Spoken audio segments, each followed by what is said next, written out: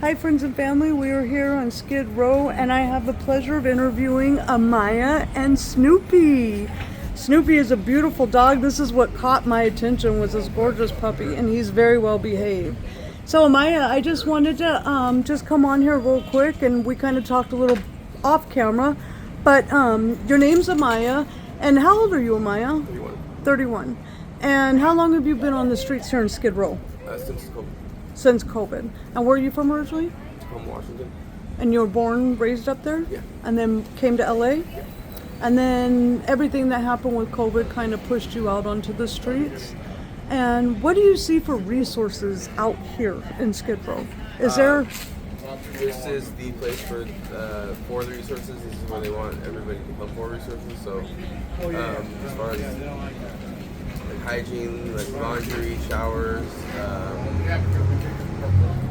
access to health care. There's a dentist and a doctor down the street that's walking. It's medical, and they're very experienced in dealing with people that pretty much all the things that people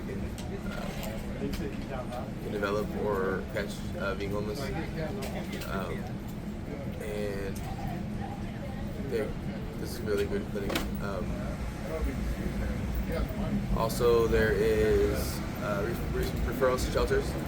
There's mental health, and there's also safe and harm reduction resources, so that you don't spread diseases as much as possible, and you don't catch any, and you don't and you're able to safely use whatever you need to use to aid yourself through these hard times, because that's what everybody here has in common, is everybody has to figure out a way to at least pass the time while they're either waiting for housing or waiting for whatever they need to wait for in order to move on to the next part of their life in a positive way, hopefully. So before you came out here, Amaya, what did you do for work? I used to work as a server bartender. The where? A server and bartender. Oh, nice. For what restaurant? Prior to COVID, I worked at Denny's, and I worked at the Rainforest Cafe in Vegas. Nice. So what is hindering you now from going back to work? Besides a newly developed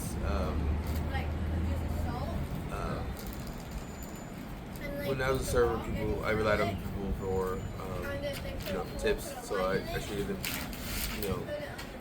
as if they're like my family, and so I thought that people were very nice, and I thought people were really caring and different than I do now. Versus since I've been on the street, I see a different side of people, so I'm not in a rush to take that mindset to make people have a good time again. I don't see people the same as I used to anymore, and so I guess finding, like, trying to convince myself that people are worth going out of my way to make sure they have at least a good time, with their families, whenever they go out to eat or doing kind of outside entertainment. So that, and housing. I'm waiting on housing as well. Hopefully soon. I've had to pass up a couple opportunities because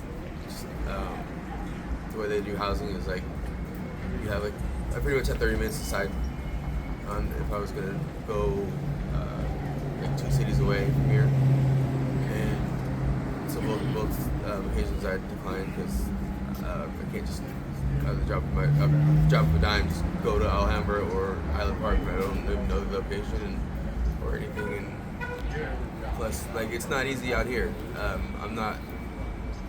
I get my stuff stolen from me almost every single day. I don't have anything that, on a day-to-day basis, I have to come up with new stuff for myself, because anywhere you fall asleep, somebody's going to take your stuff. And there's so many people out here that are pretty crappy people that the odds of you keeping your stuff is very low. So the odds of you having everything you need whenever somebody else needs you to have it is very low. So would you say it's safe to be out here on the streets? For some people, no, not at all. And for most people, no, not at all. It's dangerous, very dangerous. And what about the women? I would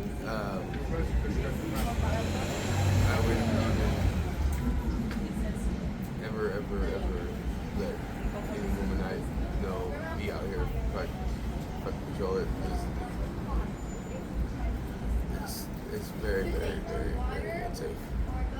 And so our channel, we bring awareness to homeless, mental health, addiction, and veterans. So you probably see a big chunk of all of that as a whole out here. And the reason for our channel is to bring awareness because obviously there's something going on here within our own country in our own backyard that we, as a whole need to just do better.